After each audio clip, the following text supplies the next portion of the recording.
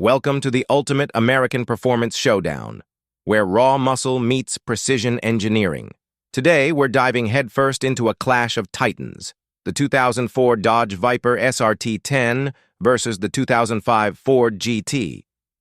Two supercars born from different philosophies but forged with one shared goal, 500 horsepower. One, a rebellious roadster with brute strength. The other, a modern-day homage to a Le Mans legend. Forget cup holders and comfort. This isn't a road test. This is about lap times, tire smoke, and who reigns supreme on the track. So buckle up. We're about to pit Detroit's fiercest rivals against each other in a no-excuses, numbers-driven battle for American supercar supremacy. Let's set the stage. The Dodge Viper SRT-10 rolls in with its signature side pipes and a monstrous 8.3-liter V10 pumping out 500 horsepower. It's brash, loud, and unmistakably American. Built in Michigan with a steel chassis and composite body panels, it's as raw as it gets. A convertible with a 6-speed manual and no electronic safety nets, this car demands respect. Now meet the Ford GT, not just a supercar, but a tribute to the iconic GT40 that dominated Le Mans in the 60s. Its supercharged 5.4-liter DOHC V8 also makes 500 horsepower, but it's mounted midship in a sleek aluminum body. This is a coupe designed with modern engineering and classic DNA.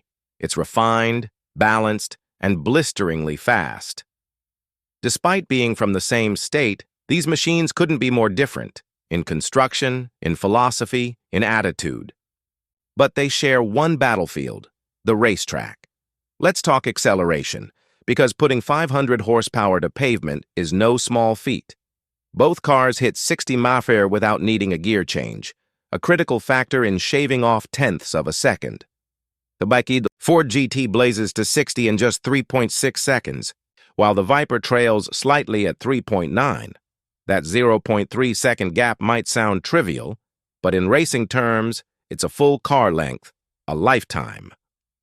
By 100 mph, the GT still holds a lead, clocking in at 8.1 seconds to the Viper's 8.4. But in a surprise twist at the quarter-mile mark, the Viper claws back and edges out the GT by a hair, just 0.01 seconds. The GT crosses at 124.3 mph, the Viper at 123.6. It's a dead heat. And without high-speed timing gear, this one's just too close to call. Speed is one thing. Stopping is another. Fortunately, both cars are equipped with massive rotors, multi-piston, calipers, and anti-lock systems. The Ford GT consistently stopped from 60 mph in under 115 feet, peaking at just 111 feet after heat cycling the brakes. Ford even claims it can do it in 107 feet under ideal conditions. But the Viper? It drops the anchor in a staggering 97 feet. That's supercar territory, and it can repeat that feat again and again with no fade. Dodge's massive tire footprint and ultra-sticky rubber give it a decisive edge here. The GT is excellent, but the Viper is historic. Handling is where philosophies really diverge. On the slalom, both cars perform above 70 mph, serious territory for street-legal machines. The Ford edges out the Viper again, 71.5 mph to 70.4. But the numbers only tell part of the story. The GT's steering is lighter, more communicative, and its mid-engine layout offers razor-sharp balance. It gives feedback early, allowing for precise corrections at the limit. It's progressive, predictable, and confidence-inspiring. The Viper has come a long way from its twitchy predecessors with improved chassis dynamics and feedback. But compared to the GT, it still feels a touch numb. Without stability control, it's a handful in the wrong hands, and that's by design. On public roads, the GT likely rides better, thanks to its longer wheelbase and lighter wheels. The prototype's carbon buckets made it harsher than production models, but it still suggests better refinement. The Viper, always the blunt instrument, is stiff, and proud of it. If looks could kill, both of these cars would be serial offenders.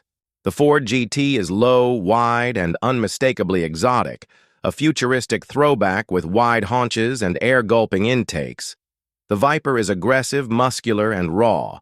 One is a scalpel, the other, a sledgehammer. Inside, both are driver-focused. The Viper's cabin is wrapped in black plastic, leather, and white-faced gauges. The seats are supportive but tight for larger frames. The GT's cockpit wraps around the driver with better materials, aluminum accents, and vintage cues. Its black-faced gauges look ready for Le Mans. As for sound, the Viper's V10 bellows with a guttural growl from its side-exit exhausts. The GT sings a classic V8 tune, laced with the subtle whine of its supercharger. One is primal, the other is polished. Both are unforgettable. So which car wins? That's the question we've all been waiting for. But the truth is, there's no definitive answer. And that's exactly what makes this comparison special.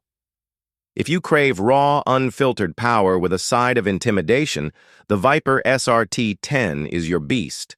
It's less refined, more brutal, and unapologetically wild. It delivers performance that rivals the GT for roughly 40% less cash.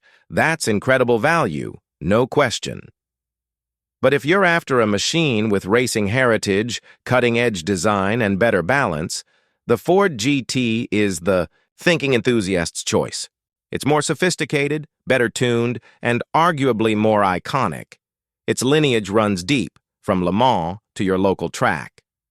Here's the real truth. These two cars weren't built to compete with each other.